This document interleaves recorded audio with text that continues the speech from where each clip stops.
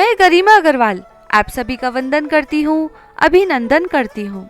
कार्तिक महात्म 33वां अध्याय। दया दृष्टि कर हृदय में भव भक्ति उपजाओ। 33वां अध्याय सुनाऊं, कृपा दृष्टि बरसाओ।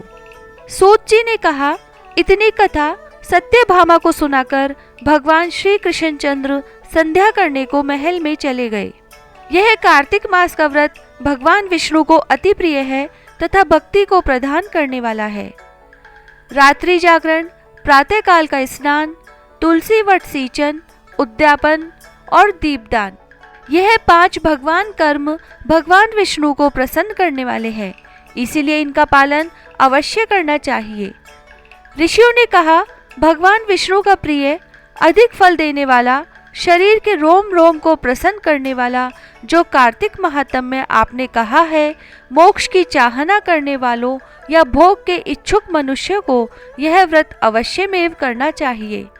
किंतु हम एक बात आपसे पूछना चाहते हैं, वह यह है कि यदि कार्तिक मास का व्रत करने वाला किसी संकट में फंस जाए या वह जंगल में हो अथवा वह किसी रोग से ग्रस्त हो जाए, तो फिर वह कार्तिक व्रत को किस प्रकार करे, क्योंकि यह विष्णु जी का अतिशय प्रिय तथा मुक्ति भक्ति प्रदान करने वाला व्रत किसी तरह भी नहीं छोड़ना चाहिए।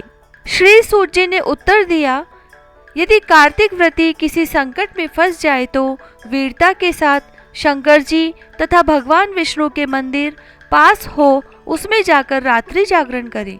अगर घना जंगल हो तो फिर पीपल के पेड़ के नीचे अथवा तुलसी के वन में जाकर जागरण करे। भगवान विष्णु जी की मूर्ति के सम्मुख बैठकर विष्णु जी का कीर्तन करे। ऐसा करने से 1000 गौओं के दान के बराबर फल मिलता है। जो मनुष्य विष्णु जी के कीर्तन में बाजा बजाता है उसे वाजपेय यज्ञ के बराबर फल मिलता है, और हरि कीर्तन में नृत्य करने वाले प्राणी को समस्त तीर्थों का स्नान करने का फल मिलता है। किसी संकट के समय या रोगी हो जाने पर और यदि जल न मिल सके तो केवल भगवान विष्णु के नाम मात्र से ही मार्जन ही कर ले।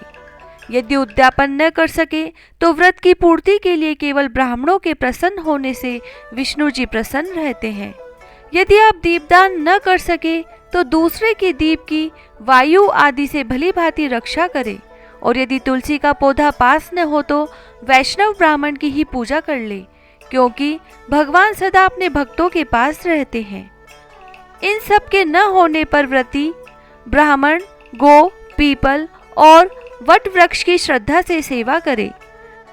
शौनकादिक ऋषियों ने कहा, आपने गो तथा ब्राह्मणों के सदृश पीपल और वट वृक्षों को बतलाया है, और सभी वृक्षों में पीपल का वृक्ष और वट वृक्ष श्रेष्ठ क्यों कहे गए हैं?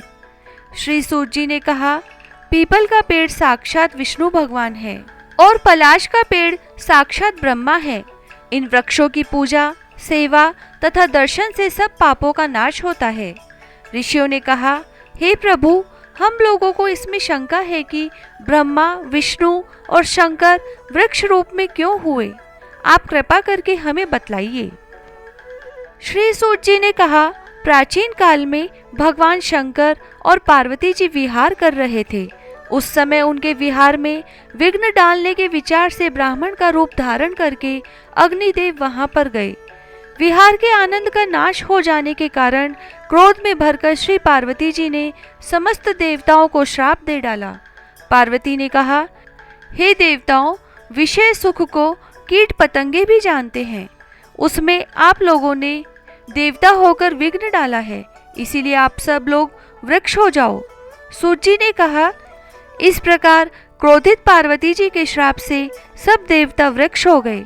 इसी कारण भगवान विष्णु तथा शंकर जी दोनों पीपल और वट हो गए। इसी कारण भगवान विष्णु का शनिदेव के साथ योग होने के कारण केवल शनिवार को ही पीपल का स्पर्श करना चाहिए और किसी दिन नहीं। 33वां अध्याय समाप्त। जय श्री राधे।